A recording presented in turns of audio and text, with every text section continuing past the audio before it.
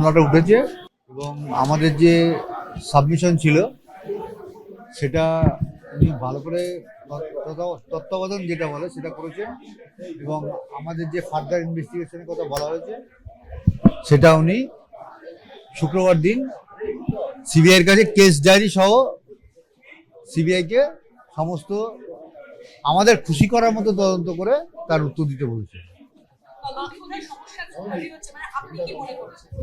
Court আমাদের সঠিক বিচার দেবে বলেই আমরা মনে করছি এবং আমাদের যে লড়াই চলছে সে লড়াই আমাদের চালাতে সুবিধা হবে। রাজ্য সরকার একদিকে বলছে ফার্দার ইনভেস্টিগেশনে কোনো তাদের অবজেকশন নেই, কিন্তু আবার আইনের দিক দিয়ে বাধা দেখাচ্ছে। তারা কি যে সঠিক কথা বলতে চাইছে পরিষ্কার করে বলছে না। যেটা রাজ্য সরকারের প্রথম 9 তারিখ থেকে আমরা দেখে আসছি সেই চরিত্রটা এখানেও তুলে ধরবে। আমাদের কাছে রাখা হয়েছে এবং কোর্টের কাছে আমরা সেই 54টা কোশ্চেনের উত্তর চেয়েছি।